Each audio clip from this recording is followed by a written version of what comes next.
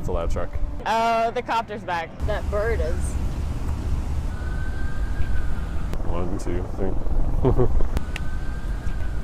3. D.C. My name is Montana DeBor, and I perform on Spanish Web. And I've been juggling since I was a kid. Spanish Web is a long rope with a loop at the top, which you can put your hand, foot, or if you're ambitious, your neck in, and you are spun. I've been taking aerial classes for about 4 years. I was going to college here in DC. Things took a shift throughout college. I went to school initially for business and was kind of in a funk and was really bored in school and wanted to try something a little different. Ended up switching over to art and came to the local circus school, started taking classes and fell in love and just sort of never stopped going back.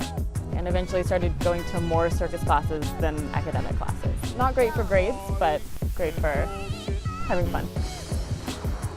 My first class was really scary. I had never climbed that high.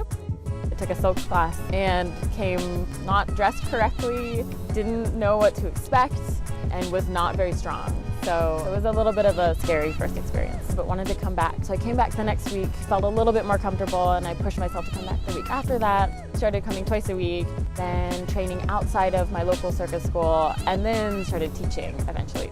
So slowly became an addiction.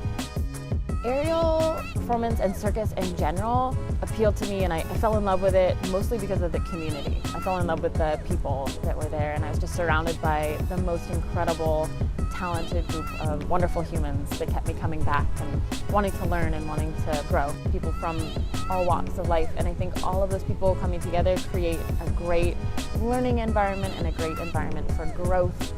That is really my favorite part of circus, the people.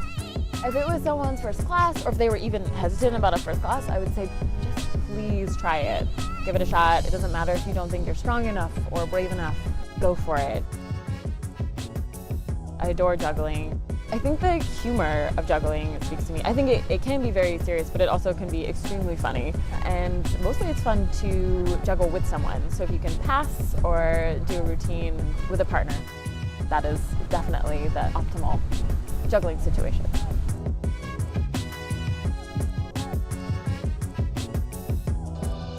My name is Kloc, and I'm a juggler. I've been juggling since I was 6 years old, so it's now been 23 years. I always have to do the math, and it doesn't feel like it's been that long, but I still love it. I love juggling because you get to express yourself and do something new. There's always something new to learn. There's always somewhere to go. Whether I'm teaching kids or adults, when they learn how to juggle, it opens up so many possibilities for them. And for some people, it's just a way to have confidence.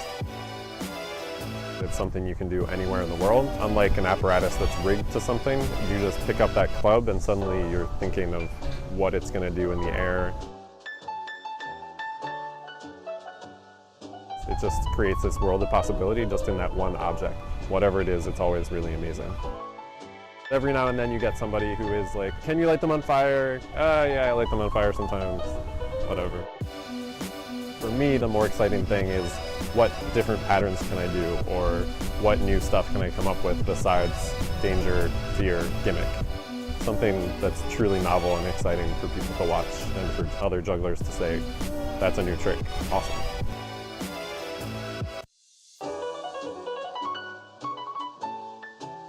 The first thing I tell someone who's learning to juggle is, here, we're going to drop this. We're just going to drop this together. And then it's amazing how, once I've started my lessons with that, how it changes, whether it's a kid or an adult, it changes their demeanor. They realize, oh, that's normal. I can laugh at that. I can do a funny pose when I drop. And it can be fun and exciting, because that means I'm doing something harder than I knew how to do before. Right now is a very exciting time in my life because I just quit my job as a full-time pastry chef at the end of August. And now a lot of people say, what are you doing? What are you doing? What are you doing? And you say, well, I'm going to juggle for a little while. And people don't normally take that as a response, but that's really what I'm going to do right now, is try to make a living out of juggling jobs, to continue teaching, continue performing, and doing whatever I can to keep juggling a part of my life. And this is a moment where I've never actually taken a time to say, juggling is going to be my career. Why not? It also, I feel like, reveals to me how in this culture people always assume if you're doing what you love, it can't really be your job. Because I'm having that moment of, this really what I'm gonna do? I love this. Why not? I'm just gonna give it a shot, and I'm absolutely gonna try to teach as many kids in DC, Maryland, Virginia, all over the place wherever I go, because that's how you create a community. That's how you plant that seed. And you see yourself in those kids learning how to juggle. When I was 6, I had the same moment of discovery that they did. When you get older, you go to the circus and you kind of think, oh, I paid $70 for that. That was great. Back to the daily grind. Whereas when you're a kid, you go to the circus and then you go back to your living room and you recreate the whole circus. So I think that's what I love about juggling, is that it makes people realize, even with just a few objects, they can become that circus artist or that dancer or that musician that they idolized when they were a kid. I don't just have to be an adult, and I can actually make them happen in my life. You learn and you grow and you laugh at yourself, but you also overcome challenges while you're doing that. The circus scene in DC is expanding and growing very rapidly. It's definitely a culture of two lives. People having a day job that maybe is with something totally non-circus, maybe it's with the government, maybe military, and then by night they sort of live their other lives as circus performers. And that's not true for everybody, but is for a large portion of the circus community here in DC. In some ways, DC is very political, but we can really use that to our advantage because people have this pent-up, I want to say rage, but it's something more beautiful than that. So they might have their day jobs, they might work for a senator, but in their off time, they have all of that energy to put towards something creative and something beautiful. A typical circus show in DC could be a lot of mixing dance, music, theater in with circus so that it is not so traditional in its presentation.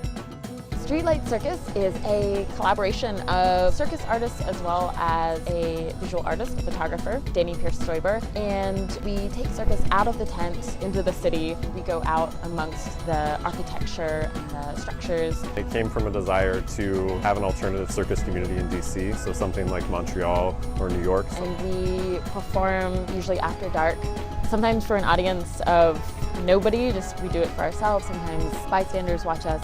But we capture that urban circus through photography. And we have exhibits that are usually partnered with small performances, so in gallery spaces or in visual art spaces.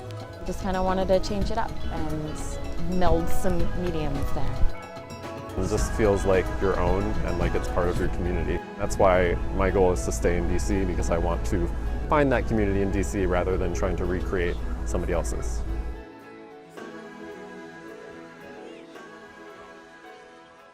Woof.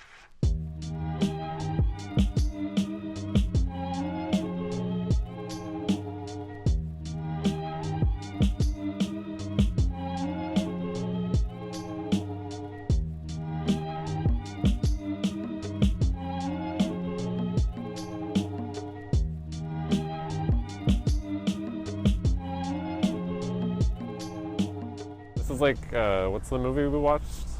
Where he's shooting the trees. Has Dolly Parton in it.